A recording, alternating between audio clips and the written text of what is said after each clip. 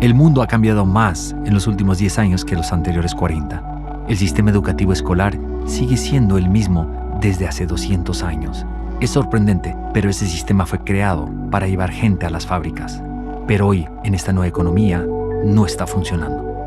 En el mundo, son millones de jóvenes los que sufren por lo que sucede detrás de las rejas y los altos muros de los colegios y universidades.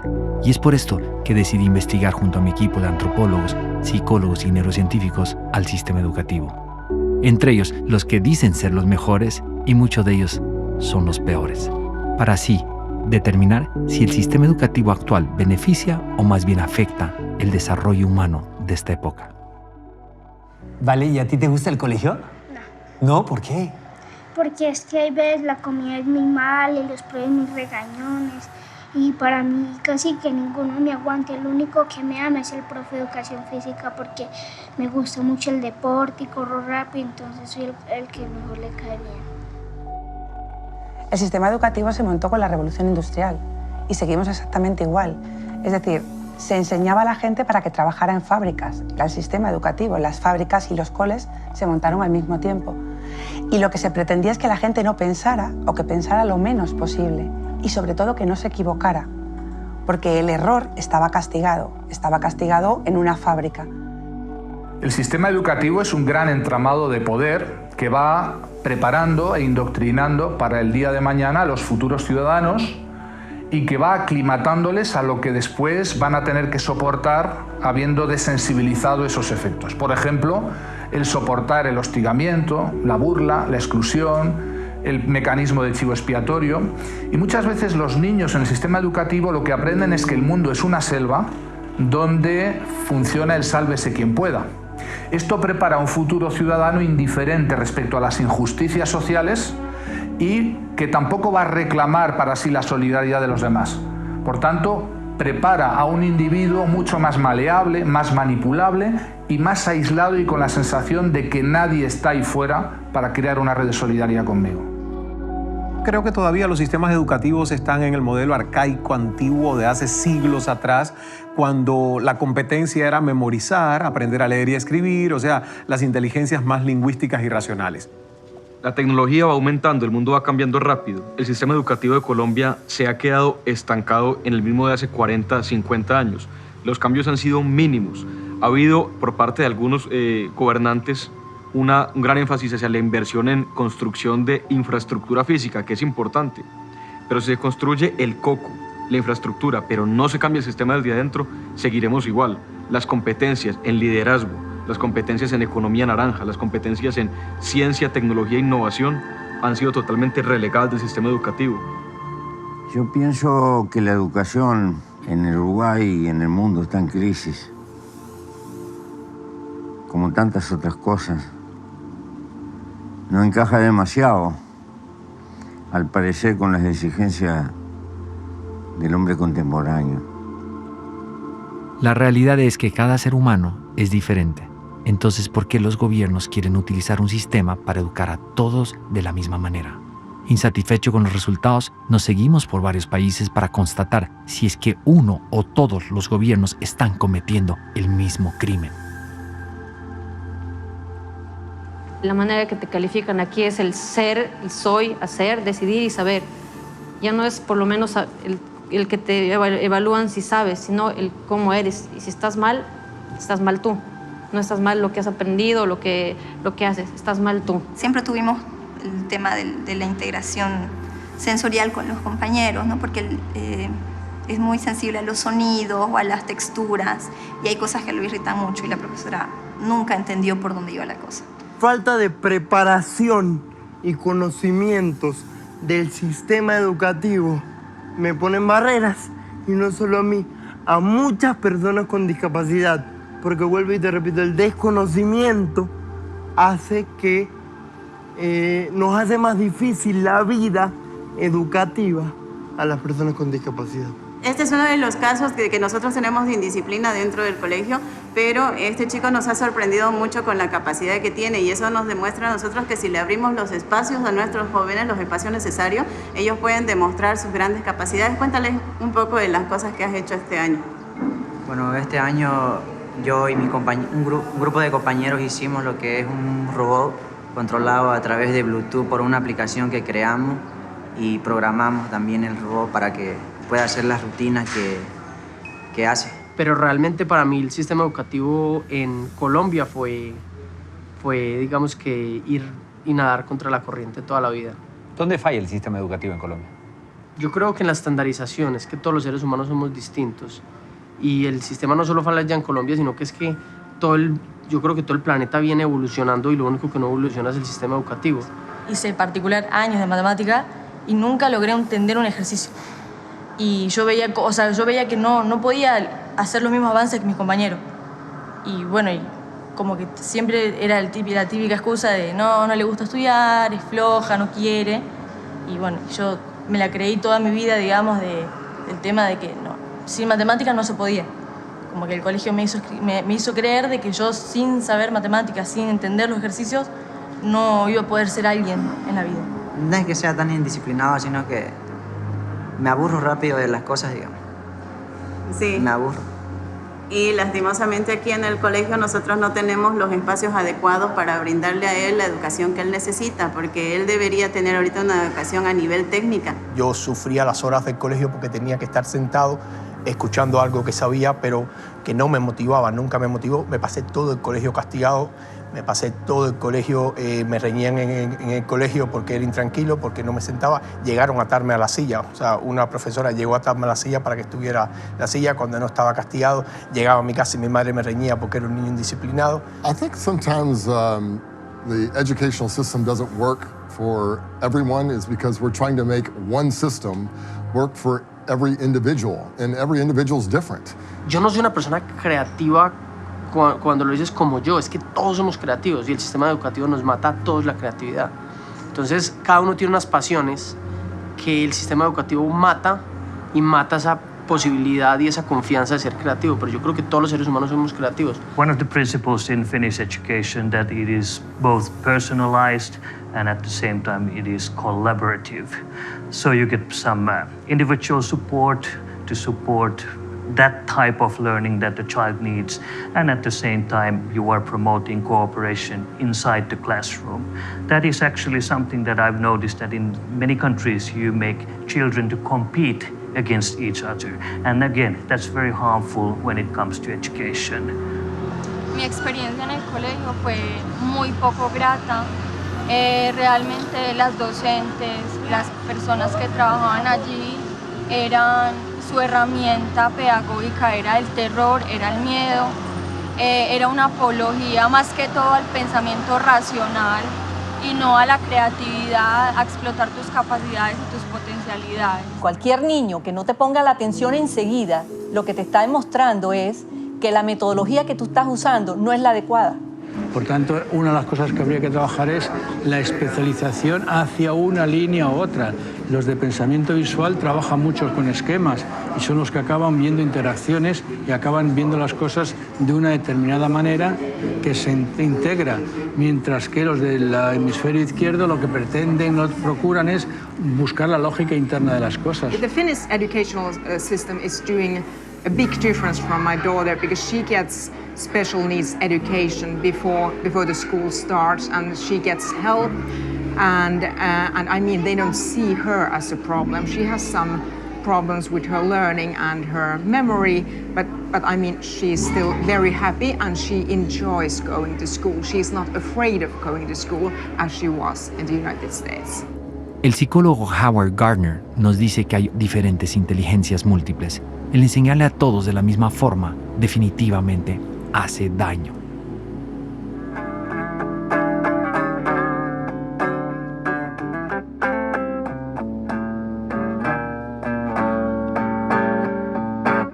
Muy buena, David. Cuéntame, David, ¿y cómo te sientes tú como artista dentro del sistema educativo? Es un poco abrumador, realmente es un poco abrumador porque siempre me toca justificarme por mí mismo. No, o sea, no, acá hay como ese interés en uno, esa ayuda, sino que uno simplemente tiene que salir adelante por sus propios medios. ¿El sistema educativo entiende y conversa con los artistas? No, el sistema educativo creo, pues a mi parecer, creo que solo se interesa en la parte de la inteligencia matemática. En un principio, cuando tú eres joven, eres pequeño, piensas que el problema lo tienes tú, porque todo el mundo te dice que eres diferente, que eres un fracasado, que no has aprobado la asignatura, que no vas con tus amigos, que no haces lo que tienes que hacer, y tú te sientes diferente. Con el paso del tiempo te das cuenta de que evidentemente has sido diferente y gracias a eso te has distanciado un poco del rebaño, por así decirlo. Vale, entonces eres una oveja negra, por así decirlo. Te han tratado como una oveja negra en vez de haberte tratado como una vaca púrpura en España. Ese es el problema que hemos tenido. Yo creo que este problema es generalizado. Hay gente que se adapta mejor al sistema y al que no le viene tan mal, pero somos muchas las personas, ¿no?, que no estamos conformes, que necesitamos otro tipo de aprendizaje, que tenemos otras motivaciones y realmente nos sentimos excluidos. Hay facilidades que todos tenemos, que tienen que ver con genética, que tiene que ver con el desarrollo íntimo de cada cerebro, y hay gente que realmente es mejor haciendo aritmética y haciendo geometría y haciendo matemáticas que escribiendo poesía. Y eso es importantísimo, porque le da riqueza a la sociedad. Ahora, ¿es más importante un poeta que un matemático? Pues son diferentes, y un músico pues lo mismo. Como dijo un día Albert Einstein, si tú juzgas un pescado por su habilidad de trepar un árbol, él podrá creer toda su vida que es un estúpido. ¿Cuántos de nosotros fuimos afectados por no tener esa inteligencia matemática, como le llaman? Éramos los creativos, éramos los inquietos, pero el sistema no encajaba con nosotros y nosotros no encajábamos con el sistema.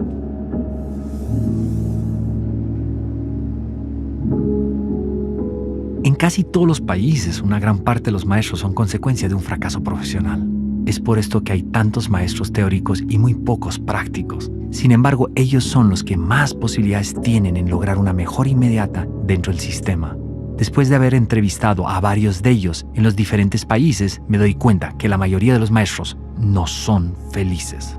¿Tus profesores son muy serios? ¿Son muy alejados de ustedes o son buenos amigos de ustedes? No, muy alejados. ¿Sí? ¿Les tienes confianza a tus profesores? No.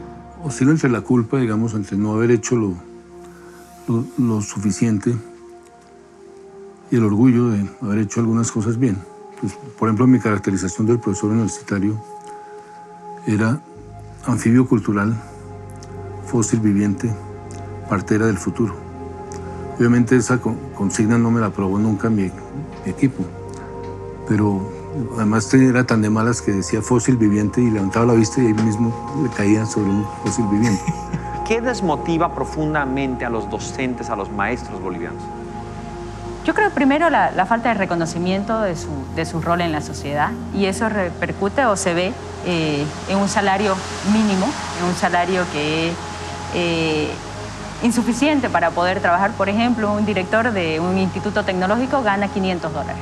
$500 cuando el salario y tiene que trabajar 8 horas al día. Y no puede trabajar en otra cosa. Hacen unos trabajos más maravillosos, más importantes para un ser humano, y son los que peor ganan. Pero sí es cierto que muchas personas hacen exactamente lo que les piden que hagan, y los que se rebelan contra el sistema habitualmente son o apartados o incluso expulsados, porque evidentemente molestan.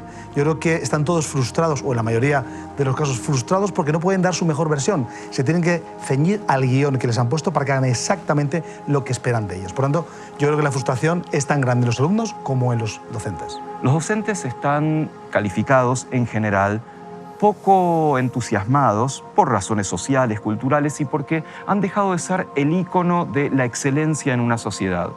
Hace 100 años ser docente era ser alguien importante en el pueblo o en la ciudad. Hoy no necesariamente es así. Al perder esa autoridad, creo que han perdido un poquito de incentivo de mejorar, de innovar, de hacer cosas nuevas con los jóvenes. Sin embargo, siguen siendo lo más importante que una sociedad se puede brindar a sí misma. El lugar donde les cedemos, les damos prestados a nuestros hijos para que se hagan ciudadanos. Y eso es indelegable. Los docentes están como todo docente, como toda persona, en la zona esta de confort que se habla tanto, que no quiere cambiar, pero está preocupado porque no le va bien, se aburre. Yo siempre digo que ganan mal, en general, en la mayor parte de los lugares, pero antes se alimentaban de la energía de los alumnos y ahora los alumnos están apagados. Entonces es un sufrimiento, hay faltas, no tienen ganas de ir a trabajar, y además de no estar cuidados ni por los padres ni por los directivos, ¿no? Como que el docente está Estás solo y encima le estás pidiendo que cambie y que aplique cosas y solo, porque nadie lo, salvo muy pocos países lo valoran. En Colombia, afortunadamente, los que toman la carrera de la docencia son generalmente personas que no pueden ingresar a otras carreras y eso hace que sea difícil y los malos estudiantes en muchas ocasiones terminan siendo los nuevos maestros. El sistema educativo está hecho para tener profesores mal pagos, con problemas de motivación muy serios, con niveles de estrés altísimos. Y todos sabemos ya que existen unas neuronas espejo, que nosotros transmitimos nuestro estado a los pequeños. Y ahí empezamos a tener problemas impactantes. La educación se convertía en un problema, no en una opción. Y esto es importante. La educación ya no es un privilegio, es un derecho. Y ahí se vuelve mucho más crítico todo el sistema, incluso los mismos profesores, porque a ellos les imponen todavía ofrecer una educación impuesta con unos parámetros en donde su libertad se ve cohibida, en donde ellos en realidad no son personas felices. Ellos mismos se meten en un sistema que los envejece, los desactualiza y los desconecta del infante. Y pues, como todos lo sabemos, cualquier tarea se vuelve difícil si nosotros no tenemos una conexión emocional con lo que hacemos. Nosotros somos todos un sistema. Entonces tenemos que, primero que reconocer la importancia increíble que tienen los maestros. Porque a veces los maestros los maltratan, que son los maestros de escuela. Los maestros de escuela es mucho más importante que maestros en la escuela de medicina. Es decir, tiene mucha más importancia el entender los pasos del pensamiento que una profesión da. Entonces, a los maestros no se les trata bien. Segundo, los maestros tampoco lo hacen bien. Y lo hacen bien porque ellos creen que ellos son los dueños del conocimiento. Y creo que un buen profesor que se gane el corazón de los muchachos es un valor imperecedero. Lo que puede dejar sembrado un buen profesor en generaciones de muchachos es un capital inconmensurable. Pero lo que puede destrozar un mal profesor también. Hoy en día creo que es una profesión muy desprestigiada la de los profesores.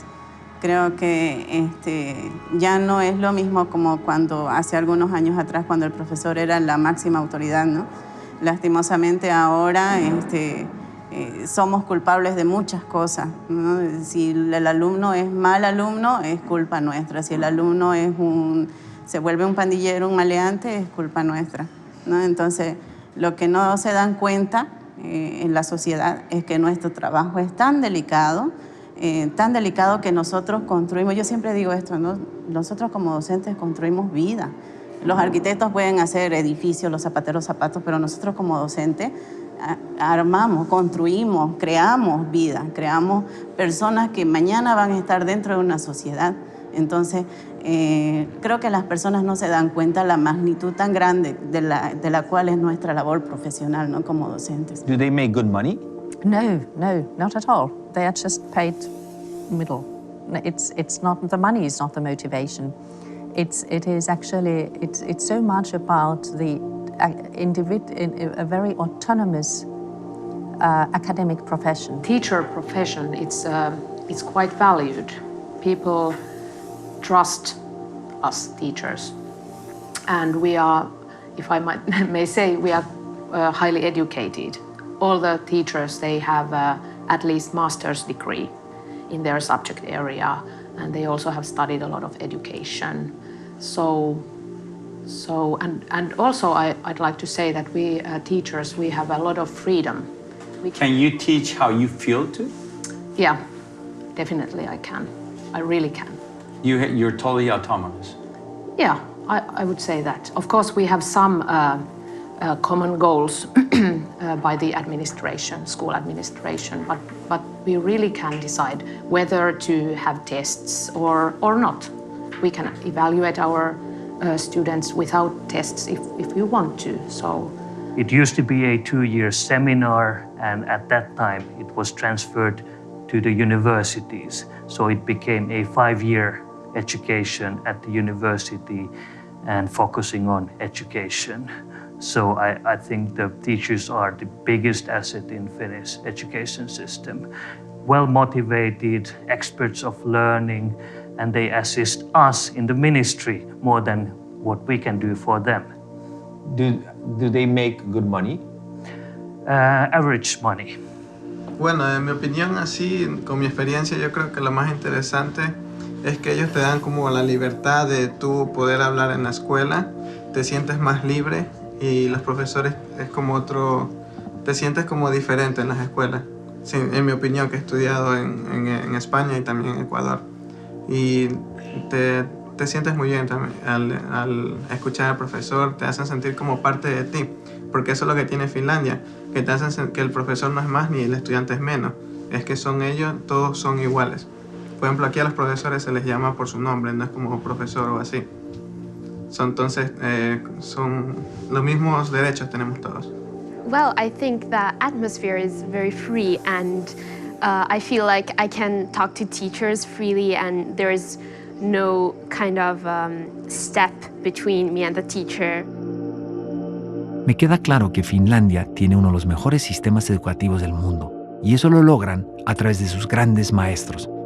Sin embargo, ¿de qué sirve estar en los primeros lugares de los famosos exámenes PISA si en Finlandia existe tanta depresión, tanto insomnio y también suicidio y alcoholismo?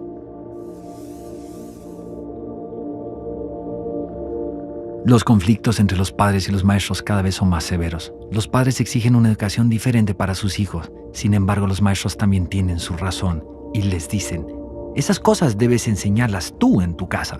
En medio de esta discusión, el estudiante se queda sin las competencias más necesarias para la vida. La participación de los padres dentro de la educación es deficiente porque, pues, por un lado, yo entiendo que a nosotros no nos forman para ser padres, yo soy mamá y es difícil porque tú no sabes cómo hacerlo, pero también porque hay como una cultura, una idea socialmente generalizada y es que la educación es un problema de la escuela y no vemos que la educación es un problema de toda la sociedad y de la familia fundamentalmente. Entonces los padres necesitan mayor orientación, pero también necesitan más compromiso y mayor responsabilidad con el trabajo de formación de los niños y los jóvenes. De hecho, muchos papás están contentos. Muchos niños esperan que llegue el lunes porque la vida en la familia el fin de semana es peor que la escuela. O sea, sí, digamos, para muchos niños la escuela es un refugio. Lo que le ocurre a la sociedad va deprisa, la sociedad va sin conciencia. Y lo que ocurre es que las madres y los padres a veces pierden la ilusión y la conciencia educativa. Es en realidad una forma de contagiarse sobre aquello que nos rodea para dejar de hacer lo que quizás sea más ilusionante, que es educar a nuestros hijos. ¿Quién es el responsable de enseñar ese contexto que tanto habla usted? Para empezar, los padres y la familia tienen que explicarle las cosas a los niños. Segundo, los colegios. Tercero, las universidades. Cuando realmente quienes tienen realmente el poder deberían de tenerlo de enseñar, ¿no? Y la obligación son los padres y lo delegan en los profesores. Por lo cual, ¿qué ocurre? Los padres delegan a los profesores, los padres no hacen caso a los niños, los profesores no hacen caso a los niños, sino que simplemente lo que hacen es plena teoría, libros, y lee esto y haces ejercicios. ¿Qué ocurre? Que al final nadie sigue educado. Considero que muchas veces los padres no cumplimos con esta misión de estar más al tanto. ¿Qué es lo que tenemos que hacer? Lo que tenemos que hacer es generar las condiciones para establecer un diálogo constante con los hijos. Lo que no puede ser es que los padres vayan por un lado y el sistema por otro. Doctora Aldana, pero cuénteme usted bajo su experiencia, ¿dónde está la falla? ¿Por qué el sistema educativo no está funcionando? Y el problema es muy serio, porque últimamente la neurociencia se enfocaba mucho al docente, como que era el docente que le faltaba herramientas para entender a esta generación distinta con la tecnología. Y ahora, si uno empieza a analizar lo que está pasando en todos los niveles educativos, es el alumno que está apagado, que está sin curiosidad, y sin curiosidad no hay aprendizaje, porque no hay emociones, no hay ganas, y no hay motivación, ¿no? Esa motivación intrínseca que se habla tanto. Y entonces, sin lugar a dudas, debe estar pasando algo grave en las casas, en la primera escuela. Ahí tenemos que empezar a enfocar ese lugar también. No solo estamos fallando los docentes, está fallando la casa, están fallando los padres. En los 90s, los padres de familia tenían 3 veces más tiempo que en estas épocas. Hoy los chicos se están criando y educando solos. Hoy estamos invirtiendo nuestro tiempo en cosas que no van a ayudar a que nuestros hijos sean mejores personas.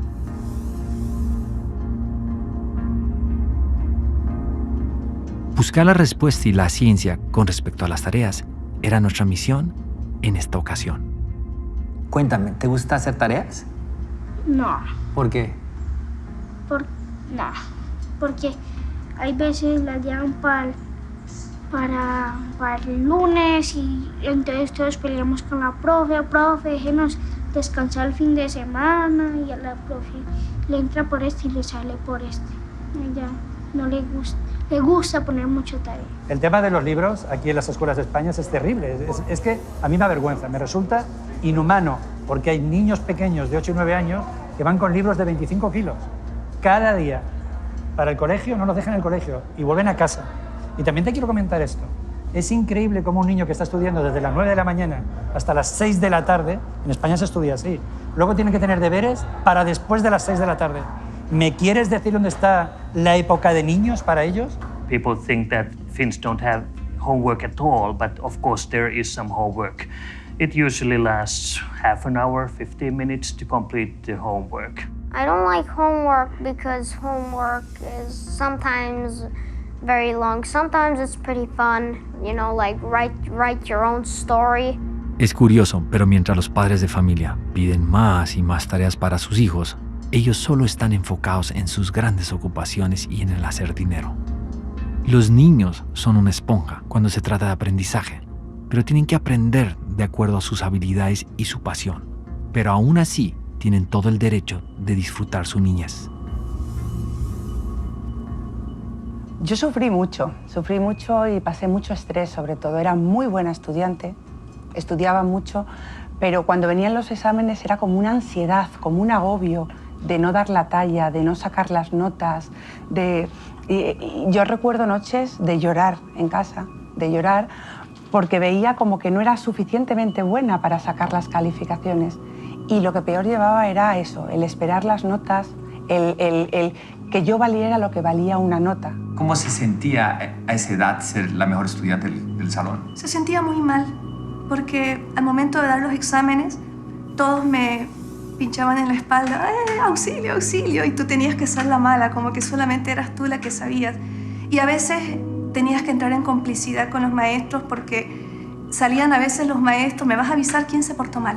Yo creo que el control que se le está haciendo es prácticamente el mismo, ¿no? Que son evaluaciones donde los miden por puntos, donde tienen que, al final de su periodo académico, tienen que demostrar qué es lo que han aprendido. Y si no demostraste en la forma en que los directivos quieren que lo hagan, pues va a perder. Entonces creo que independiente a la forma en que ellos le quieran dar, el fondo sigue siendo el mismo. Evalúo por lo que aprendiste de memoria, más no por lo que es capaz de hacer con lo que les dimos en clase. You could compare both educational systems. Can you tell me the difference between one and another? Yeah, I can actually, because we have been living in 3 different countries. Our kids have gone to school in Norway, in the United States, and in Finland. And I can tell you that San Diego was the worst place to have your kids in, because it was really, really different from the system here. It was all about tests and test scores.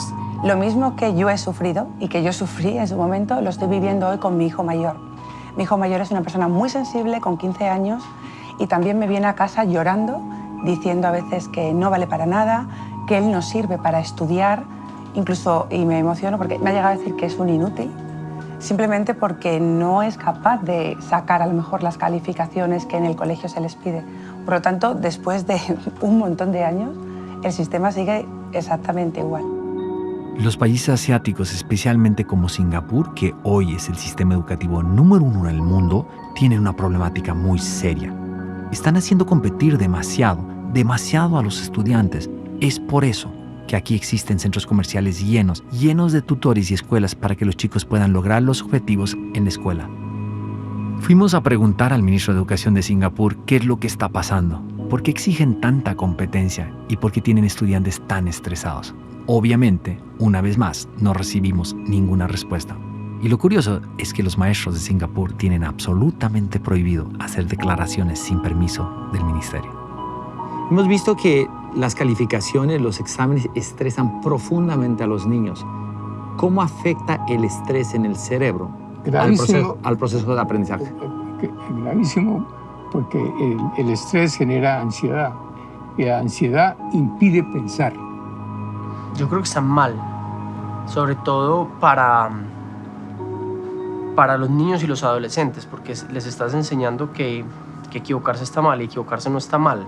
No intentarlo está mal. Porque para mí hay fracaso y hay derrota.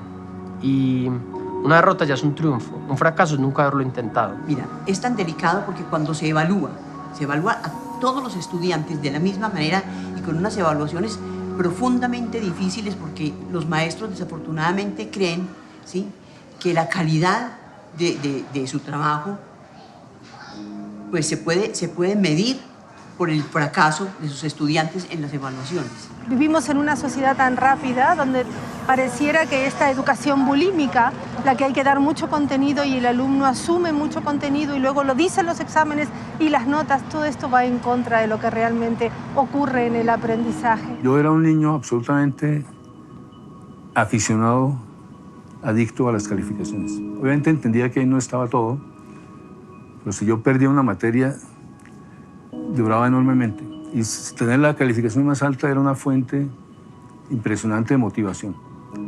Pero ese modelo es gravísimo porque por sacar a alguien adelante sacrifican 20 o 30 compañeritos. Y si tú no eres competitivo y pierdes un examen con los otros, es como una vergüenza. Es un desastre y se te viene el mundo abajo. Y perder un examen no es ningún suicidio ni nada por el estilo. La vida vale más que 200 exámenes y cosas por el estilo. Pero estupidizamos a la gente en ese sentido. It's very rare that a child repeats the school year. It does more harm than benefit for the child. In Finland, we don't first of all, we don't emphasize the role of the marks, of the numbers so much. Young kids have grades? Very young ones do not. So it starts gradually. It's more like giving some written feedback about the learning process.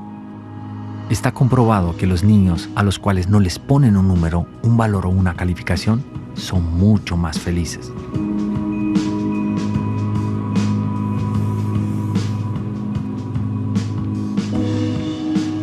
Hice un ejercicio y es curioso el resultado. Estuve más de 20 minutos parado en una esquina y nadie en Finlandia me volteó a ver. La pregunta es, ¿acaso no les enseñan a amar, a querer, a sonreír, a conectarse? Eso es lo que necesita el mundo, amor y cariño.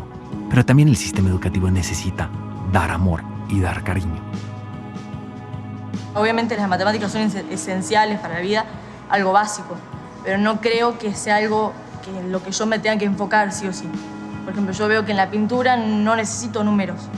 O para, no sé, para sacar una foto tampoco necesito números. A mí me hubiera ofrecido contenido de una manera más atractiva, yo me podría haber interesado de muchas cosas, porque yo al fin y al cabo, en el momento en el que dejaba el aula, era cuando realmente empezaba a estudiar, era cuando realmente empezaba a aprender, porque era cuando cogía mis conferencias, era cuando cogía mis libros, era cuando cogía lo que a mí me interesaba y era lo que me aportaba y con lo que crecía. Pero para mí la escuela fue una pérdida de tiempo y si ellos hubieran estado más cercanos, incluso yo llegué a sentirme inservible en ese sentido como persona, porque veía que era incapaz de aportar a la sociedad, porque veía que no tenía nada que aportar, porque no encajaba. El mundo está cambiando de una forma impresionante, Eduardo. No sé cómo ves tú el sistema educativo español. ¿Está realmente adecuado para estos cambios radicales que existen en el mundo? Sin duda no, porque los resultados están ahí. Demuestran que la gente está insatisfecha, que no tiene buenos resultados y sobre todo lo más importante, que la gente no es feliz. Que están siendo programados de forma deliberada para ser autómatas que trabajen de forma fácil, sencilla y sin molestar demasiado.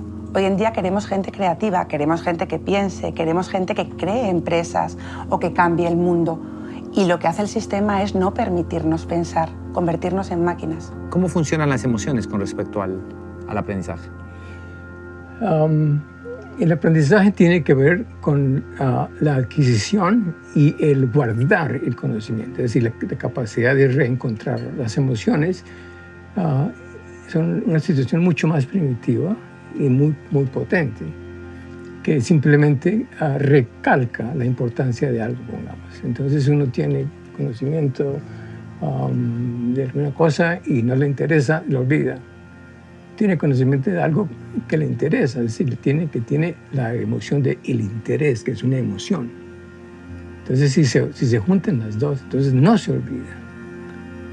se pone en contexto. Entonces la emoción contextualiza. No nos enseñan a gestionar las emociones, no nos enseñan a superar el fracaso, a ser líderes, a ser emprendedores, a tener éxito, a buscarlo, a trabajar en equipo. No sabemos cómo gestionar eso. El problema es que en los colegios no se está educando en sintonía con el cerebro. Educar en sintonía con el cerebro significa que primero está el ser y después está el saber y después está el tener. Realmente yo creo que hace falta que la gente tenga esa parte de inteligencia emocional que el doctor Goleman despertó en el mundo y que hace que la gente entienda que es más importante tu coeficiente de inteligencia emocional que tu coeficiente de inteligencia. ¿Dónde crees que está el talón de Aquiles del sistema educativo? Creo que ahí, en el excesivo acento en lo cognitivo, en el haber olvidado que educar es dejar que salga lo de dentro, el verdadero ser de un ser humano. La inteligencia artificial implica un cambio de paradigma, que es que la educación es preparar a la gente para entenderse mejor por dentro, ser más imaginativos, utilizar su creatividad, su espontaneidad, su resiliencia, flexibilidad. A nada de esas cosas a mí me enseñaron en la escuela y hoy yo lo veo que tampoco enseñan ni siquiera a los niños que se están formando hoy. Las emociones están siendo algo tan importante en el aprendizaje. Sabemos muy bien que si no hay emociones positivas, no hay ganas de aprender, no hay motivación, no hay ganas de tener continuidad en el estudio. Al contrario, hay frustración. Yo creo que desde la elemental, yo creo que desde la escuela primaria ya debe de haber una clase que sea, qué sé yo, nutrición 101. ¿Qué te estás tomando o qué estás tomando cuando eres pequeño? Ese niño quizás de 5 años, 6 años, que está llegando a la casa y se está tomando un refresco, quizás pudieron salvarle la vida o de ser diabético si sencillamente en la escuela le hubieran enseñado, qué sé yo, nutrición kids o nutrición niño y le hubieran enseñado que ese refresco tenía 11 cucharadas de azúcar, 17 cucharadas de azúcar. Mi pregunta quizás sea, ¿ese niño quizás hubiera tomado 2, 3 refrescos después que jugara? O sea, los mismos niños se hubieran educado para que en un futuro no fueran enfermos. ¿Cómo vamos a trabajar en grupo si no tenemos las competencias blandas? Esta es la idea. ¿Cómo vamos a hacer sistemas globales de resolución de problemas humanos si no tenemos competencias blandas? Un día Aristóteles dijo, educar la mente sin educar el corazón no es educar en lo absoluto. Existen diferentes tipos de inteligencia. Cada persona tiene sus propias habilidades, pero hay algo que nos conecta más allá de las matemáticas, el ser de cada persona.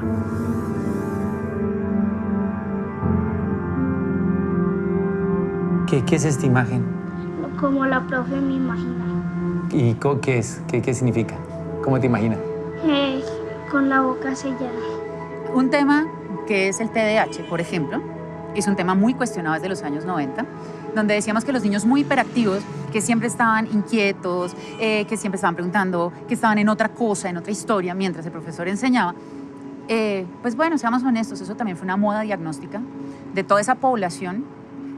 El 90% seguramente no tenía un diagnóstico realmente de problemas químicos y desequilibrios, sino que le estorbaba al orden que la academia estaba exigiendo. Y bien delicado este tema, porque si te das cuenta, llamaban a los papás y nos decían, tu hijo es hiperactivo con déficit atencional, necesita un medicamento. Y te dejaban a ti la decisión, ¿medicas a tu hijo? Y tú decías, bueno, sí, medico. Ok, pero también tendrás que sentir tú cuándo es la hora de desmedicar. ¿Qué pasa? Una de la mejor manera de deshacerse del problema académico de los niños hiperactivos, de los niños preguntones y de los niños inquietos. Hoy esto está en una reevaluación muy importante porque vemos nosotros que el niño curioso es el que realmente llega lejos. Porque, como te decía, cuando el cerebro se cuestiona, identifica una necesidad de una respuesta.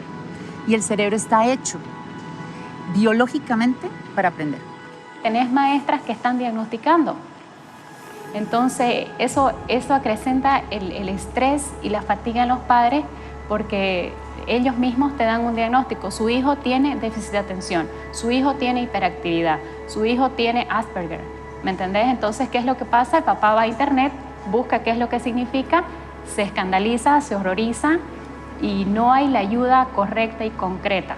En realidad, ¿qué es lo que tendría que hacer? El sistema educativo, el colegio, privado o público, tiene que enviar a este niño a un psicopedagogo.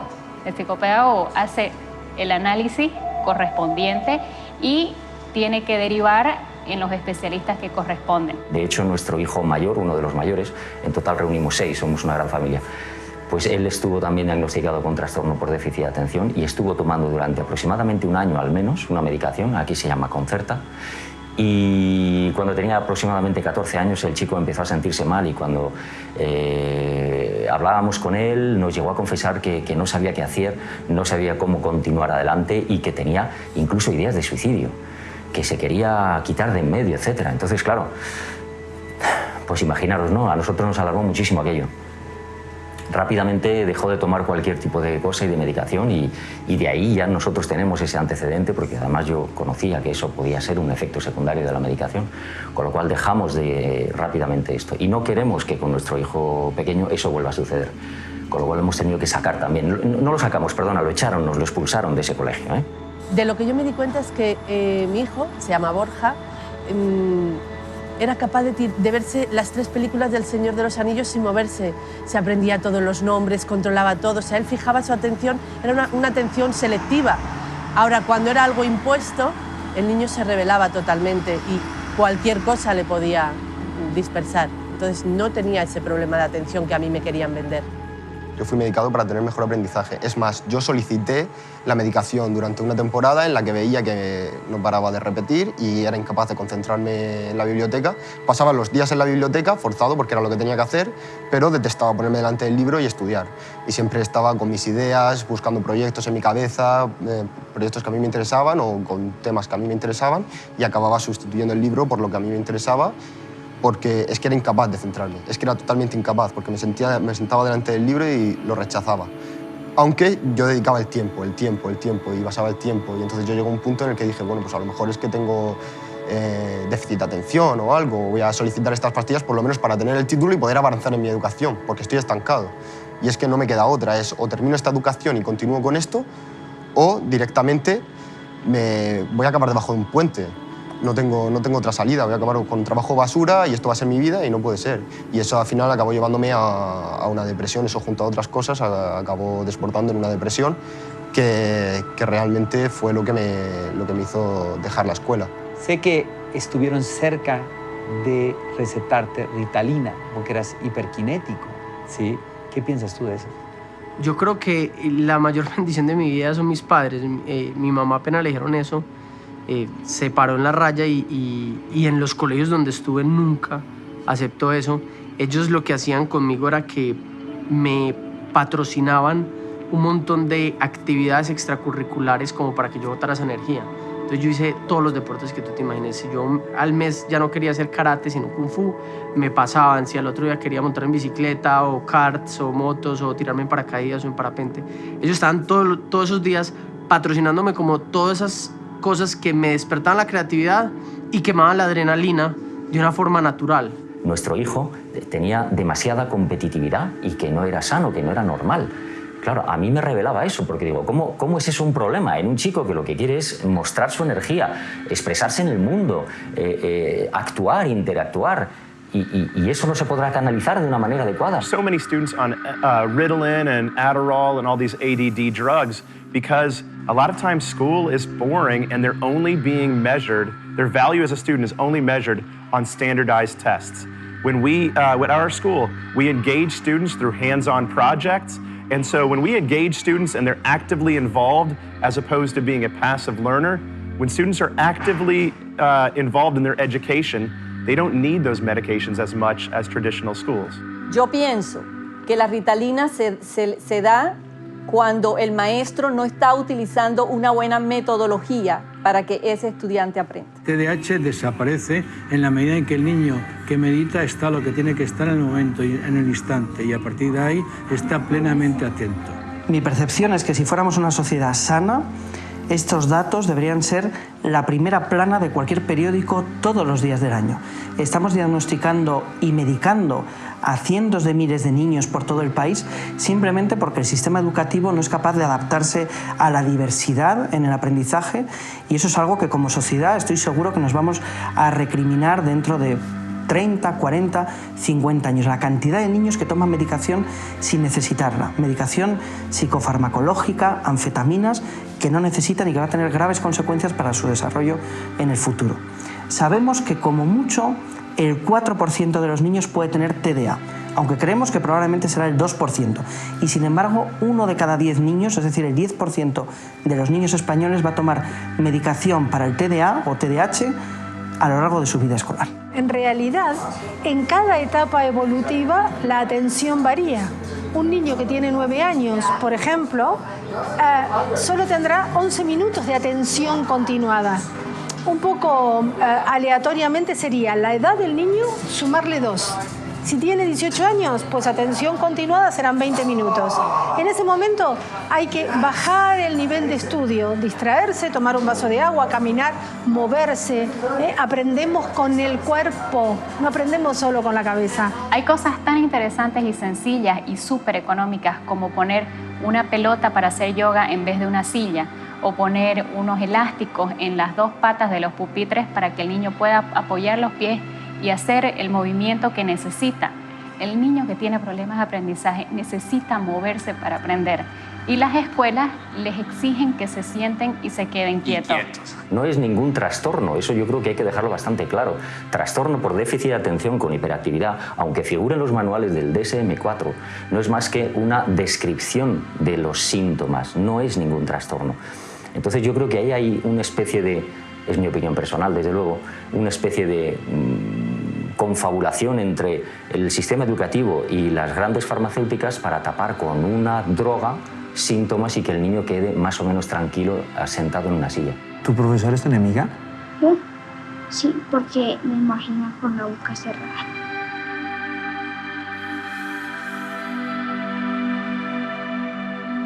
Me gustaría que en el colegio, digamos, tengan áreas así de ciencias, que tengamos laboratorios así donde podamos desarrollar así cosas de que algunos estudiantes tienen así una genialidad espectacular para que puedan desarrollar cosas en el colegio, pero lastimosamente no lo tenemos.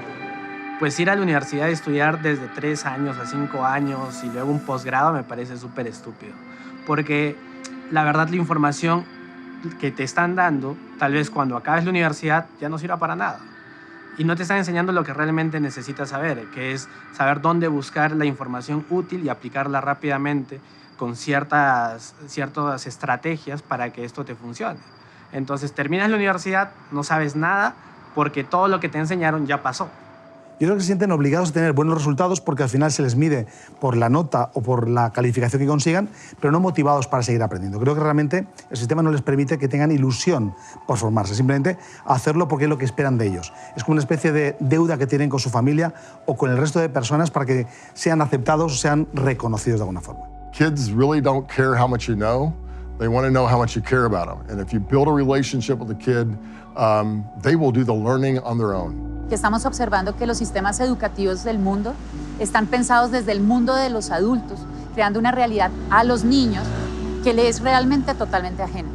Un niño, como premisa, debe tener una motivación propia para aprender, no una motivación impuesta. Todo lo que aprenda impuesto sin una necesidad detectada va a caer en los bancos de memoria, pero la garantía de recuperación y utilización son mínimos. Debemos centrarnos en enseñar a los niños a hacer. Y ahí va a aparecer el pensar. Pero no podemos, desde un mundo del pensar, crear un mundo del hacer. Los niños teóricos no existen, existen solamente los niños empíricos. Tenemos que volver al parque, ver a papá trabajando, tenemos que cocinar en familia, tenemos que crear espacios educativos creados para y por los niños. En vez de lindas decoraciones, gigantes estructuras que deben costar miles de millones, deberíamos estar más bien preocupados porque el espacio tenga un sentido para el infante, para que el niño sea aprendiz en su propia tierra, en su propio espacio. Y definitivamente debemos trascender en el espacio académico. Las aulas de clase hoy no son suficientes. Los niños tienen que acercarse a la realidad. El aula de clase, diría yo, se convierte en un laboratorio de los adultos para los niños, pero no de los niños para ser personas. Toda mi vida memorizando conceptos para olvidarlos al día siguiente. ¿Qué he hecho con todos estos días? ¿Y por qué sacrifico mi presente constantemente para memorizar conceptos que se me olvidan al día siguiente y para seguir ese mismo proceso una y otra vez en un futuro? Yo todo aquello que aprendo y no lo puedo aplicar a la realidad, no lo estoy aprendiendo, no lo estoy enviando a la memoria a largo plazo.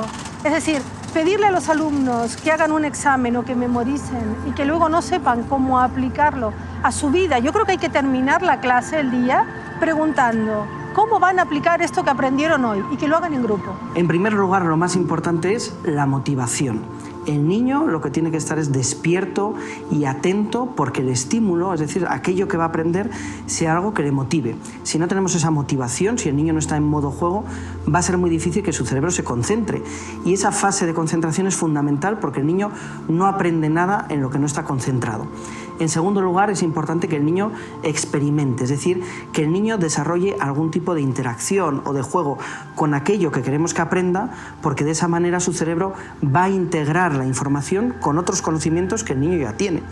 Y por último, es muy importante ayudar al niño a recordar, es decir, que una vez que haya hecho ese experimento, que una vez que su cerebro haya aprendido, podemos enseñar al niño a recuperar esa información teniendo una conversación con él, demostrando a sus compañeros qué es lo que hizo y explicándolo, porque eso es la manera natural en la que el cerebro aprende y recuerda. Yo creo que lo que falla es la didáctica con la que se enseña. Yo creo que hay que ir más allá y esto es desde los profesorados. Hay que acompañar a los docentes, hay que acompañarlos para que ellos verdaderamente piensen en didácticas diferentes y acompañen a los chicos. Porque esto es un método realmente, pero un profesor que es didácticamente accesible puede darles miles de formas para aprender a un niño. Entonces yo creo que realmente lo que falla es eso, la didáctica. Sin embargo, somos seres humanos que tenemos una responsabilidad. La de educar. La de educar a un ser integral. No solo transmitir información. ¿Qué es esto de educar entonces? Educar es mostrarle caminos al discente, al alumno, para ser mejor persona. Educar es mostrarle al otro, es enseñarle a ser feliz. Eso es hablar de emociones.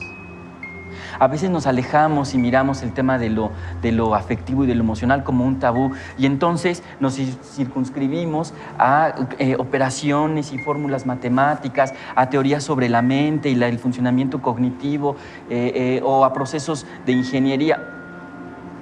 Y en muchas de las ocasiones nos preguntamos, bueno, ¿y a quién estoy enseñando? Si tan solo reflexionásemos en esa pregunta, ¿a quién estoy enseñando? No qué estoy enseñando.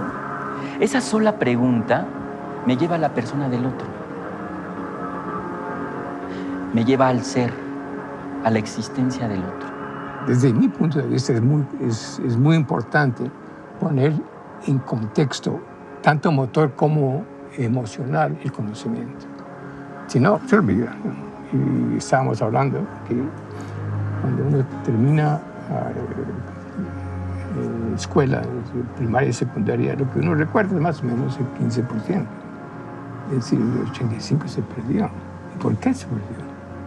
Se perdió porque no hubo contexto. ¿Eso para qué sirve?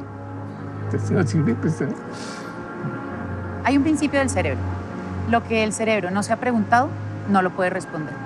Es la ausencia de una pregunta y, por tanto, obviamente, la ausencia de una respuesta. O sea, si alguien no se hace la pregunta, da lo mismo lo que le enseñas, no va a retener. Exactamente. Lo que vamos a encontrar nosotros es que los niños necesitan cuestionarse, identificar una necesidad para buscar la manera de responderla. O sea, eso significa, perdón que te interrumpa, pero eso significa que el niño preguntón aprende más. Total, ama al niño preguntón. En las neurociencias lo tenemos claro.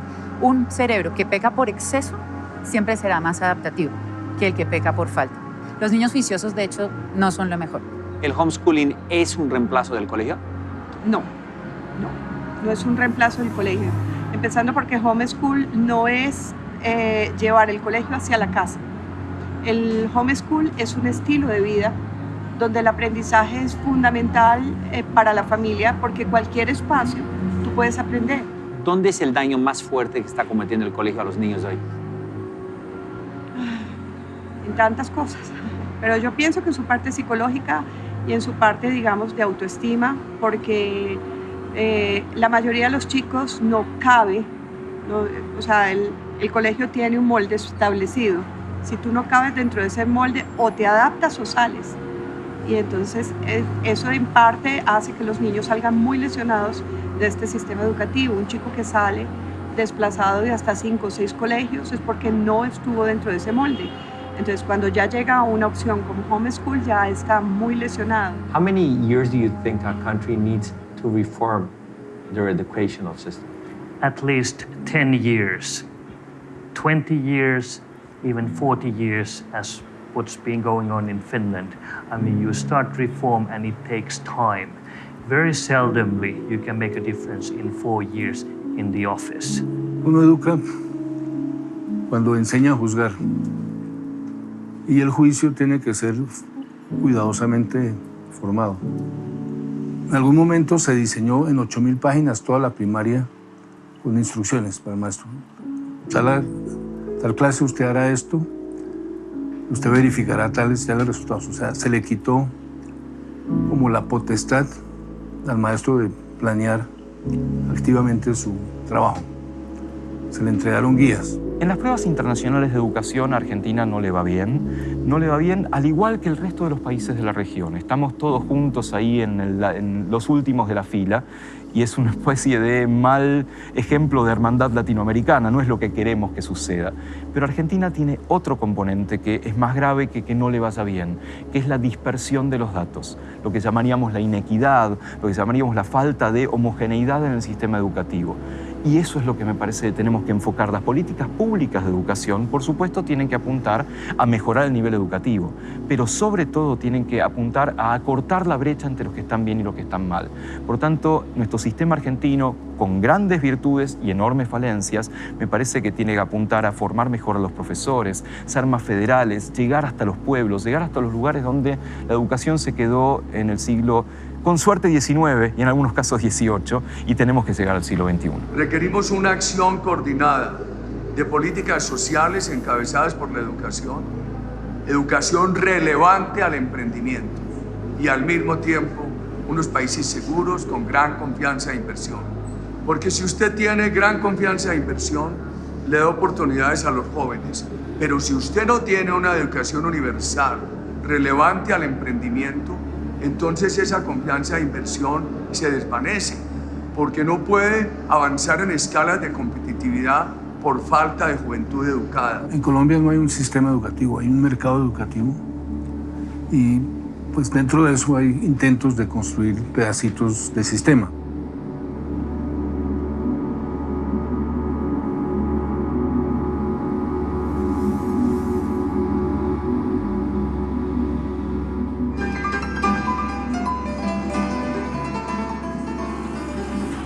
¿Cómo no llegar a uno de los países con el mejor sistema educativo del mundo? Corea del Sur. Un país donde los chicos compiten y se matan, técnicamente se matan, por lograr entrar a las famosas universidades del grupo Sky. Padres de familia, estudiantes, sistema educativo, todos luchando por lograr la famosa universidad. ¿Acaso realmente ir a la universidad te puede hacer feliz? Un país donde el 50% de los estudiantes tienen pensamientos suicidas podrán ser una potencia. Un país que se transformó en 30 años solamente gracias a que la gente está estudiada y trabaja muy duro. Pero la gente no se ve feliz, la gente no se siente feliz. ¿Acaso la vida es estudiar, estudiar y estudiar? ¿De qué sirve graduarse de la mejor universidad de Seúl si después no sabes relacionarte con tus amigos, con tu familia, con tu sociedad y no sabes utilizar tu inteligencia emocional y social? Es por eso que fuimos a visitar las universidades más importantes de Corea del Sur y después de caminar dentro de estas inmensas infraestructuras para encontrar el famoso departamento donde ellos atienden la salud mental de sus estudiantes, llegamos a una de las universidades más importantes de este país para preguntar qué hace que los estudiantes coreanos tengan tantos pensamientos suicidas. Durante un par de horas estuvimos esperando para encontrar las respuestas y una vez más no pasó nada. Las explicaciones, las excusas, las justificaciones para no responder nuestras preguntas parecieran que fueran muy comunes dentro del sistema educativo. Nadie quiere dar la cara a este problema social tan importante. 이 비유를 들자면은 융통성 없는 군대, 융통성 어떤 소통이 안 되는 군대 같은 느낌. 군대에서는 자기가 원하는 것만 그냥 자기가 지시하는 것만 얘기하고 우리는 그걸 받아들여야 하는 입장이고 그다음에 어떤 자기의 생각을 Después de viajar a tantos países y ver tantas cosas buenas y demasiadas malas, una de las cosas más impresionantes de esta investigación fue llegar al Centro de Terapia contra el Suicidio para Estudiantes Surcoreanos. Entrar a esta infraestructura y ver 40 ataúdes uno tras otro y darte cuenta que existen estas terapias para que los chicos descubran, sientan y se arrepientan de sus pensamientos suicidas te hace entender el tamaño del problema. ¿Acaso es tan importante ser aceptado en una de esas famosas universidades del grupo Sky? A este nivel ha llegado este país, el número 1 según los exámenes PISA dentro de los sistemas educativos del mundo.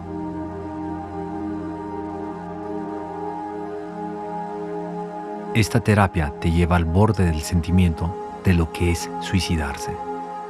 Sentir esto no es muy grato.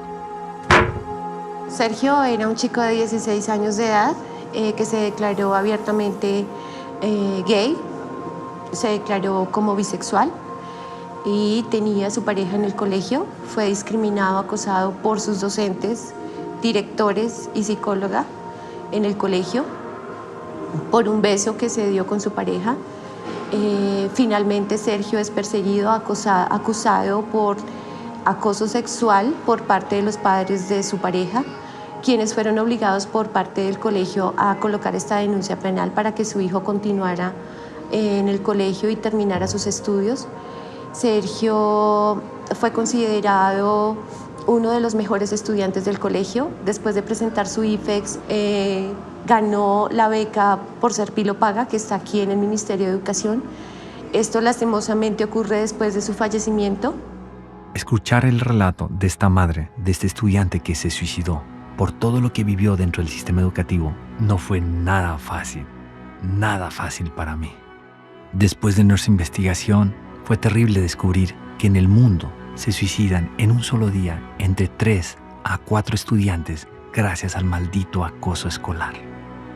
Sergio se considera también una persona muy política, muy social, y dentro de esto había hecho una tarea con los papás. Es allí cuando empieza toda la persecución también por su ideología, por su pensamiento y por la libertad de expresión. Siempre fue coartado para hablar, siempre me lo mandaban callar y pues creo que Sergio era y cometió este acto como un acto político. Así fue considerado por sus compañeros estudiantes, por sus compañeros de la ULE, y creo que socialmente ha sido considerado porque creo que lamentablemente tienen que suceder cosas como estas y la decisión que él toma ha sido trascendental porque las personas creo que han sido un poquito más conscientes en los colegios, los docentes y los directivos de no tomar represalias ni discriminar a nuestros niños y niñas en los colegios. Yes, people have bullied me because according to people I'm very short. Ahora se escucha más el tema del bullying, pero yo lo recibía de parte de los mismos directores, del mismo colegio y aunque mis padres no quieran admitirlo, yo les decía, no me parece justo esto. Iñaki, pero ¿cómo puede ser que alguien le haga bullying a un personaje de 2 metros con 7 centímetros? Ahora es poco recomendable. Vamos, ahora además ya aprendí a defenderme, en aquella época no, hace muchos años que me pasó. Tenía 11 años, siempre he destacado por la estatura. Con 11 años, ya 12 ya tenía 1,82 m, con 14 medía 1,98 m, con 15 pasaba los 2 metros. Y lo que me pasaba era que la gente lo que veía era claro, con 1,82 m la gente te ve un cuerpo de una persona adulta, pero realmente eres un niño que actúas como lo que eres, pero la gente eso no lo ve. La primera que lo vio así fue mi profesora, la que era mi tutora ese año, que ya tenía la idea de que era retrasado mental. Me llevó al psicólogo del colegio sin consentimiento ni conocimiento de mis padres. El diagnóstico de este buen profesional también, y lo de bueno entre comillas, fue exactamente el mismo. Y como tal, como ella pensaba que por mi cuerpo, envergadura y complexión podía hacer daño a alguien, me tuvo todo el año sin recreo, sin poder recreo? Sí. ¿Y te dejaban en el salón, en el recreo? Me dejaron en el salón, no me dejaron en clase. No podía salir del aula. ¿Y por qué no podía salir del aula? Porque ya pensaba que podía hacer daño a alguien. Luego, aparte, hubo otro chaval que me puso el mote de Jacobo cuanto más a Tomás Bogo. Este chaval, la gracia coló. Al final, la profesora, cuando pasaba lista en clase, en vez de llamarme Iñaki, me llamaba Jacobo. Ella te decía Jacobo, por tu apodo. Por mi apodo. Y ya las risas eran continuas. Y luego, aparte, había un grupo de chavales mayores que eran los que me perseguían, me pegaban, tiraban los libros, eran los que me estaban ahí machacando todo el santo día. Hasta el punto de que pues un día me dieron una paliza, me reventaron la cabeza a patadas. De hecho, bueno, pues aquí, permíteme un segundito. ¿Ves? Está roto, los labios por dentro. Tengo machacados de las patadas que me pegaron aquel día. Y previamente a esto, tuve un intento de suicidio. Me fui a un acantilado, yo vivo aquí al norte de España, en la costa, y me fui al acantilado y estuve a punto de tirarme. Lo que pasa que aquel día es un punto de inflexión muy marcado en mi vida, porque lo que pudo ser el final de mi vida fue el principio, porque me hice un juramento de que a partir de ese día nunca más nadie me iba a pisar. Alejo, ¿cómo te fue a ti en el colegio? Bueno, en el colegio, en las calificaciones me fue muy bien, siempre fue excelente, pero aunque hubo mucho bullying, que aprendí a superarlo, no es que tuve un estudio, pues digamos, día a día bueno, pero lo pude superar, aunque hubo mucho bullying y todavía hay bullying. Cuéntame una experiencia tuya con el bullying. Bueno, una experiencia fue en séptimo, donde me cogieron y me metieron a la caneca de una basura, con la basura, y me pusieron a rodar por todo el patio, por todo, digamos, ¿Qué hacían los docentes, los directores? Ellos, porque sé que en tu país no están los docentes, los maestros capacitados para atender situaciones de bullying. ¿Qué pasaba con ellos y contigo y la gente que te bulleaba? Realmente fueron muy pocos los profesores que se sensibilizaron conmigo en esa parte cuando me hacían bullying y no hacían mayor cosa. ¿Por qué? Porque la directora nunca me creía, nunca me creyó. No perdamos de vista que la violencia es una conducta aprendida. El niño, la niña, el adolescente, el joven no es violento por naturaleza, sino que asume esas conductas producto de este bombardeo mediático, esta influencia que vemos cotidianamente en las comunidades. Entonces el bullying es una expresión violenta de todo este entorno en el que no hemos tenido la capacidad de entendernos, de dialogar para evitar ese tipo de agresiones. Robinson, gracias por proporcionarme la carta pues tan triste, ¿no? Tan dura que escribió Diego antes de suicidarse. Pero en esta carta, por lo que leo, queda bien claro su excelente relación con su abuelo y con sus padres. Muy claro. Ahora, si el problema no viene de la familia, que muchas veces esos suicidios vienen de problemas familiares, especialmente tratándose de un chico de la edad de él, entonces yo te pregunto a ti como abogado del caso, ¿sí? ¿Qué es lo que has investigado? ¿Qué tienes sobre la mesa con respecto a este caso? ¿Qué fue lo que hizo que un chico de 11 años se suicide y diga que es por dejar de ir al colegio? Bien, el problema fundamental es el colegio. El problema fundamental es el colegio, es decir, hubo muchísima presión, muchísimo moving por parte de los profesores hacia el niño. ¿Qué es moving? Pues fundamentalmente es cuando se ejerce una presión indebida sobre una persona, bien sea en el ámbito laboral o bien en el ámbito social o personal. Y se ejerce una presión que te fuerza a ti a hacer cosas que tú no quieres o con las que tú no te sientes cómodo. En este caso concreto ha quedado perfectamente claro, y además por otros casos previos que han ocurrido también en ese colegio, que este no es el único caso, que la reacción de los profesores, la forma de los profesores de tratar a los menores y demás, tuvo muchísimo que ver con toda esta historia. Y luego está el segundo elemento, que es el tema del bullying de los compañeros. Entonces la mezcla de ambos fue lo que llevó a Diego al final a suicidarse, porque claro, él veía que no encontraba apoyo ni en sus profesores ni absolutamente en nadie. El bullying es como lo mismo que pasaba antes con la violencia de género con las mujeres. Que antes no se hablaba de eso, todo el mundo sabía que existía, todo el mundo sabía que era un fenómeno que estaba en la sociedad, pero las mujeres que lo padecían nunca hablaban de ello, nunca decían nada. El bullying es exactamente igual. El bullying, por su propia naturaleza, se esconde a los ojos de la gente. ¿Y el mobbing se esconde también? También, claramente. O sea, los niños tienen miedo de hablar de los problemas que tienen con los maestros en la Claramente. escuela. De hecho, el bullying, cuando llega a situaciones graves, lo llega precisamente por la inacción o por el mobbing de los propios profesores. ¿Los maestros en tu país están capacitados para atender situaciones de bullying? No. Profesionalmente no. Nunca los han O sea, nunca nos han dado cursos sobre bullying, digamos. Nosotros por nuestro lado investigamos, tratamos de hacer lo necesario, ¿no? Pero que nos hayan dado una charla, un curso exclusivo sobre cómo pasar o cómo sobresalir del bullying, no. En España, 1 de cada 4 niños sufren conductas de hostigamiento, sobre todo psicológico y menos físico, sobre una base muy frecuente.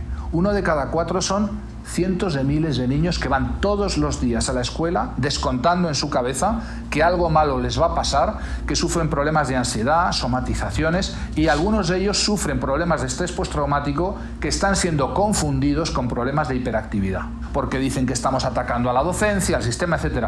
Los padres en casa también están machacando, no físicamente, no olvidemos que el maltrato físico es un problema, el maltrato psicológico. ¿Qué pasa con todos esos niños que desde pequeño están escuchando el mensaje de tú no vales para nada, nunca serás nada, no como tu hermana, no como tu hermano?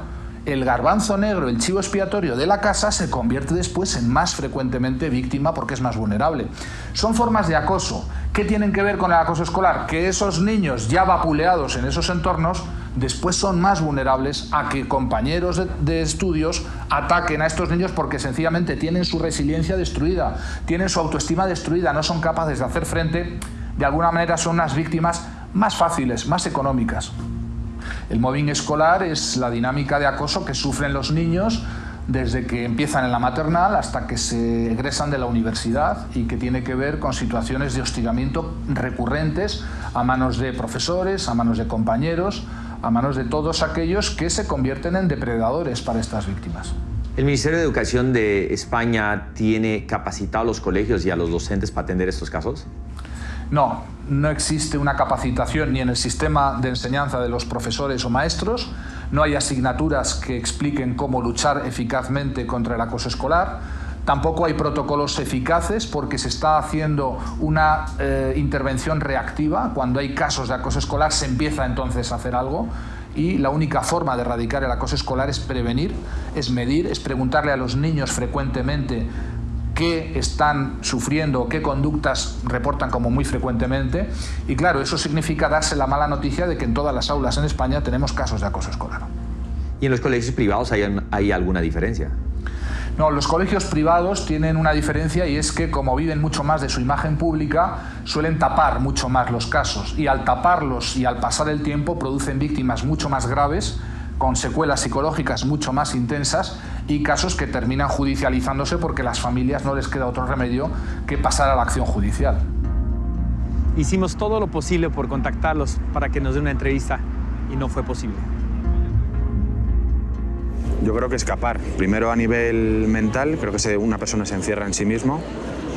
Aparte, no ayuda a los profesores, siempre te apartan en la parte trasera de las clases, los alumnos te dejan apartado en los espacios, en el recreo, en el tiempo libre, y tú al final te acabas apartando de la sociedad, de la familia, de los amigos, y o eres muy fuerte o te apoyas en alguien cercano que te entienda, o realmente puede acabar la cosa en algo bastante grave. Lo que me gustaría cambiar desde mis alcances como académico en el sistema educativo es la sensibilización. Porque parece ser que incluso pertenece a una especie de nuestros arquetipos, ¿no? Sistema es igual a algo frío, estructurado, rígido, inamovible e inflexible y por lo tanto impersonal, ¿no? O apersonal. Yo cambiaría esas formas de concebir las cosas. Finalmente no puedo cambiar el sistema, no. Pero como psicólogo, ¿qué me interesa? La forma como nos representamos al sistema. Estoy loco por llegar a mi casa, abrazar a mi hijo y pedirle perdón, porque me doy cuenta que yo lo he hecho infeliz, que yo he ayudado su infelicidad, porque yo he apoyado el sistema educativo en vez de apoyar a mi hijo. Yo tenía que estar con mi hijo incondicionalmente y ayudarlo a él, ayudarlo a lo mejor a sobrellevar el sistema educativo y no enfrentarme a él y hacer lo que he hecho, que realmente ha sido eso, darle la espalda a él, ponerme a favor del sistema educativo y matar su creatividad, matar sus ganas de crecer, matar esas ganas de ser él mismo. Yo he apagado esa llama de él mismo imponiéndole algo que no debía hacer. Tuve etapas en mi vida en que perdí mi conexión con la vida. Hubo etapas en 3 oportunidades en mi vida en que le perdí el sentido a vivir. Y estando todo bien, porque ¿qué es bien? Que tienes un techo, tienes tu hogar. Llegué a pensar que no valía la pena continuar.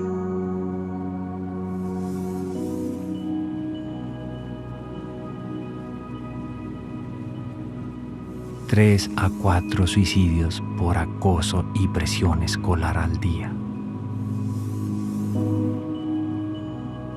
La posibilidad de crédito y fondos para que los colombianos estudien son fundamentales. Sin embargo, usted está en una institución en su país, Colombia, que se llama ICETEC, que hoy tiene una cartera vencida de los créditos estudiantiles de casi el 25%. Cobran 17% de intereses anuales y además lo más sorprendente es que cobran intereses sobre intereses. Yo quisiera preguntarle a usted, senador, qué está pasando y por qué no se ha podido cambiar este fenómeno. Bueno, en primer lugar, digamos que el hecho de que la educación pública superior no sea gratuita en Colombia ha llevado a que las familias tengan que acudir a los créditos educativos. Y entonces hay una institución que se llama ICETEX, que es pública, que ofrece créditos educativos en unas condiciones que indudablemente no son las mejores para las familias colombianas. Por eso hemos presentado un proyecto de ley para prohibir ese cobro de intereses sobre intereses y llamar la atención de los colombianos en la lucha por conquistar lo fundamental para que este sea un derecho real de los colombianos, educación gratuita en el nivel superior. El ICETEC le presta a estos chicos y le pone condiciones para estudiar la carrera que ellos quieren financiar, no la que quieren los muchachos. Y ahí le están truncando su vida profesional. ¿Qué dice el presidente del cambio? ¿Hace cuánto se metió ese cambio? ¿Se está solicitando ese cambio? ¿En qué estamos? Bueno, hace 16 años se comenzó a cobrar intereses sobre intereses y hoy el resultado es catastrófico. Es decir, frente a que no existe la garantía de la gratuidad de la educación, se ha tomado entonces al crédito para poder acceder a una mercancía, porque esa es la situación complicada, que el gobierno y el Estado colombiano considera que la educación no es un derecho, sino una mercancía por la cual hay que pagar. ¿Qué pasa ahí? Que el ICETEX comienza a cobrarles de una vez. Dicen que dan un año de gracia, pero mentira, no dan ningún año de gracia, sino de una vez le están cobrando los intereses. Y esta deuda se cuadruplica, generándole un problema social a la familia. Por supuesto que se genera corrupción en torno a esto, porque hay una nube de abogados que se vuelven cobradores de los créditos, familias empobrecidas que no tienen cómo pagar el crédito y terminan hipotecando, entregando sus inmuebles, su apartamento, en fin, y sobre esto se ha generado una gran corrupción. Cuando no puede recuperar su cartera, va y se la vende a otra entidad del Estado que se llama CISA. Aquí tengo el documento de soporte. ¿Qué se está demostrando ahí? Que CISA se la vende a una empresa negocios estratégicos y esa empresa de negocios estratégicos triplica la deuda de los estudiantes colombianos. En el mundo, los estudiantes y sus familias ya no pueden pagar sus deudas escolares. Esto está afectando a demasiada gente y nadie está haciendo nada al respecto. ¿Dónde está la corrupción? ¿Dónde está el negocio? ¿Dónde está el negocio de la educación para los gobiernos y los políticos en Latinoamérica, no solamente en Bolivia? Yo creo que en el manejo de los ítems. El manejo de los ítems, de los docentes, por lo menos en Bolivia, ahí se da la mayor corrupción. Tenemos docentes puestos a dedo sin mayor calificación, directores más que todo puestos a dedo, que tienen que estar con una afiliación política al partido oficialista y así se maneja a través de los sindicatos, de las federaciones y las confederaciones. Pues simplemente el gobierno mexicano quiere arrebatarle al pueblo el derecho a la educación pública. quiere privatizar las escuelas, entregárselas al capital privado, para lo cual parece ser necesario el despojar de sus derechos laborales a los trabajadores. O sea, tú me estás diciendo que él quiere, ¿sí?, cambiar el sistema educativo para luego venderlo a inversionistas, empresarios que les interesa ese sector.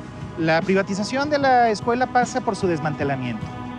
El examen, cuando nos están diciendo es, el 80% viene preguntas acerca de los artículos de la reforma y el otro 20% viene la cuestión teórica. Lo interesante es que cuando a ti te convocan, no te dicen en qué materia vas a ser evaluado. Se supone que somos por rúbrica, nos manejamos por rúbrica con la reforma educativa, y a nosotros no se nos dio ni siquiera una rúbrica. Mi pregunta, yo te devolvería la pregunta, ese 80% que es en los artículos de la reforma, ¿en qué me ayuda a mí a ser un mejor docente? ¿Tú tomaste ese examen? Yo no lo tomé porque si yo lo tomaba, entonces yo estaba haciendo voluntariamente, renunciando a mis derechos para cambiarme a otro régimen laboral, donde a la larga yo estoy llevando la educación en general a que se llegue a una privatización. Pues la reforma educativa está privilegiando una relación laboral individual. Es decir, el gobierno tiene una relación contigo como trabajador individual al margen de todo sindicato, de todo contrato colectivo o de toda negociación de tipo colectivo. O sea, aquí estamos hablando fundamentalmente de desaparecer los derechos laborales conquistados a lo largo de décadas con luchas muy sangrientas, como la que vivimos ahora. El gobierno está diciendo que los maestros no permiten las reformas, ¿sí?, y que no quieren ser capacitados y evaluados. Y el gobierno dice que por eso está teniendo la pelea con el sindicato. ¿Qué tan cierto es eso, no? Eso es mentira. En el caso muy claro del ejemplo de nosotros como maestros de bachillerato del estado de Jalisco, los profesores a los que el gobierno despidió injustamente eran los mejores maestros del colegio de bachilleres, los más capacitados, con el perfil más alto, además de los más comprometidos con ¿No los corrieron por hacer revueltas y política? Los corrieron por negarse a someterse a una evaluación que en realidad es una trampa laboral. ¿Por qué es una trampa laboral? Cuéntame. Es una trampa laboral porque quien se somete a la evaluación acepta cambiar su estatus laboral. Nos dicen que en la Ciudad de México uno puede comprar un título profesional certificado a pocos metros de la Secretaría de Educación. Fuimos a ver si esto era cierto. Ya te digo, me das dinero, fotos, nombre, carrera, firma, y ya posteriormente ya yo te digo, te entrego los papeles y te digo para cuándo va a estar, tú puedes checar en internet. ¿Cuánto vale el título registrado para el que aparece en la SEP? Pero así el mejor precio. 35,000 pesos. El que no está registrado te lo dejo en 10,000 pesos. ¿Y cuánto necesitas de anticipo para arrancar? Mitad. Este es otro. ¿Y ese dónde? Pero tú, o sea, yo te doy la mitad y después te me desapareces. O sea, ¿cuál es la seguridad? ¿Dónde está el precio? Ya te doy mi número todo. Conmigo estás tratando con un falsificador, digamos. Yo me dedico a esto. Yo no me dedico a otra cosa. México lindo y querido, no solo tienes un problema muy serio de educación, sino una corrupción que está acabando con todo. Es imposible solucionar el problema de la corrupción en un país si no se soluciona primero el problema del sistema educativo. La única forma de corregir un problema de corrupción es dándole mejor educación a su pueblo. Sé que has tenido muchas sobremesas con políticos y que conoces a muchos políticos. Yo quisiera preguntarte a ti, que eres una persona cercana a ellos, ¿qué hace que ellos prometan tanto cambios educativos y no se den? Bueno, yo creo que el gran problema de los políticos hoy en Colombia es que ellos vienen de un sistema tradicional donde se premia la corrupción. No cambiar el sistema educativo, dejarlo como está, es dejar todas las cosas como están. Colombia está en un punto, digamos, de mediocridad escolar. Si el sistema educativo no se cambia, usted está condenando a una persona de 12 años, de 15 años, a que se quede en la mediocridad. Usted lo está condenando al no cambiar el fondo de las cosas, a que no pueda avanzar socialmente. Claro que esto es un crimen social. ¿Por qué los candidatos prometen cambios educativos y al final no lo hacen? ¿Acaso no les conviene hacerlos? Pues creo que va en dos sentidos. Uno, hay muchos de esos malos gobernantes que prefieren no tener un pueblo educado. Un pueblo educado en unas transformaciones sociales, una revolución tal vez la más grande. Creemos que en ese sentido muchos de esos malos gobernantes prefieren simplemente quedarse en el status quo y al contrario, prefieren de alguna manera deteriorar la educación. Simplemente pueden ser ampliando la cobertura, diciendo que están mejorando algunos índices, pero no apostándole a temas como la calidad. Realmente el político es alguien muy pragmático. Lo único que le interesa es jalar votos. y las investigaciones que él hace, cuantitativa, cualitativa, le indican cuáles son los elementos de mayor rentabilidad. De tal forma que si él identifica que el empleo o identifica que la seguridad son los temas a tocar, los toca. La educación no está regularmente en la mente de campaña. Lo que hay es una reducción presupuestal. El gobierno se desentiende de su obligación de aportar recursos presupuestales suficientes para que la escuela funcione. Es decir, escuela que no tenga con qué funcionar, pues se va a caer o va a dejar de funcionar. De hecho, ya se están cerrando muchas escuelas en toda la República Mexicana por falta de recursos. Eso abre un campo para la intervención empresarial, que es, como sabemos, en el caso de la educación, pues un negocio redondo. La verdad es que es un negocio muy grande el que se esconde detrás de la reforma educativa. ¿Qué le interesa más a un político? ¿Hacer una carretera o un puente? ¿O invertir en educación, en que los chicos sean mejores personas?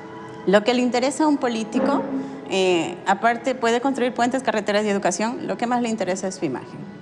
Lo que más le interesa es hacerse ver bien. Lo que más le interesa es no perder el poder, no perder la posición en la que se encuentra. Sin embargo, una cosa es lo que el político promete y otra cosa es lo que el político hace. Realmente, en las campañas en las que yo he participado, educación es siempre un tema secundario, si no es que terciario. Se enfoca solamente en algunos segmentos muy concretos y lo que sí te puedo decir es que no existe convicción para que la inversión ya durante el ejercicio de gobierno se concentre en esos sectores estratégicos, como es la educación. Cuando decidimos emprender una universidad y ofertar una opción educativa diferente a la tradicional, con lo único que nos topamos por parte de la autoridad educativa fue con un monstruo de extorsión y corrupción. Nos costó a nosotros más de 7 juicios contenciosos administrativos y 3 por extorsión contra estos funcionarios corruptos. Habíamos hecho todo de acuerdo a normatividad. Acreditamos planes y programas, acreditamos matrícula docente, acreditamos infraestructura con una inversión millonaria y equipamiento. Y no bastó. Querían una millonada en efectivo. Nos pidieron un porcentaje accionario de la universidad y por si fuera poco, querían ser dueños de la propiedad. Un país que le apuesta a la educación reduce la corrupción. Un país que no educa a su pueblo incrementa la corrupción. Solucionar los problemas de hambre, pobreza y falta de desarrollo humano no es un tema de balas, es un tema de lápices y pizarrones. La educación traslada cosas de un lado a otro y permite la interiorización de criterios de juicio. Entonces, cuando la educación falla, los criterios para juzgar qué es bueno, qué es malo, patinan. Vamos, mi impresión es que en los últimos 20, 25 años la educación ha producido justificaciones. O sea, el colombiano sabe decirse cuentos para justificar la corrupción, para justificar la violencia. Nuestros países latinoamericanos cada vez tienen más dinero, cada vez se ven más millonarios, pero la educación no ha cambiado. Preocupémonos porque nuestra tierra sea una tierra más educada. Esa será la única forma que podamos convertir a nuestra cultura en una cultura más abundante y más próspera y, lo más importante, menos corrupta. Mientras esta situación no cambie, no dejaré de trabajar a favor de la educación.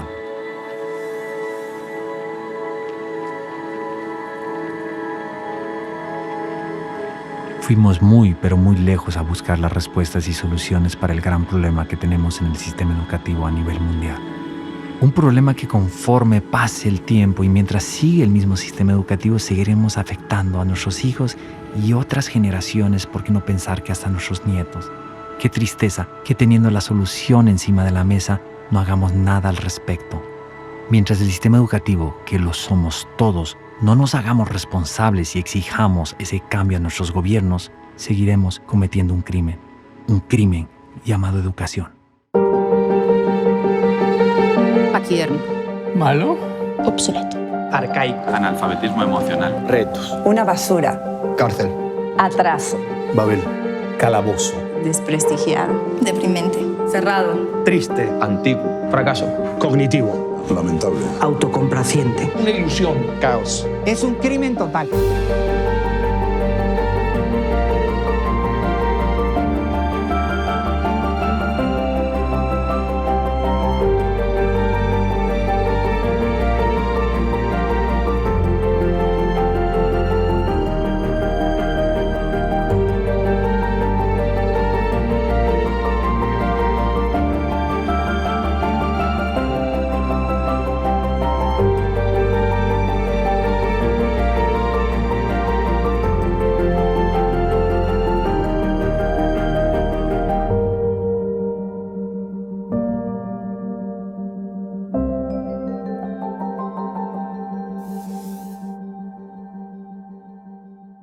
Hay que descubrir lo mal que estamos de una manera que no nos destruya.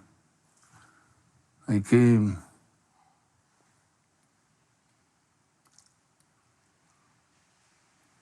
pues de algún modo escoger nuestros héroes.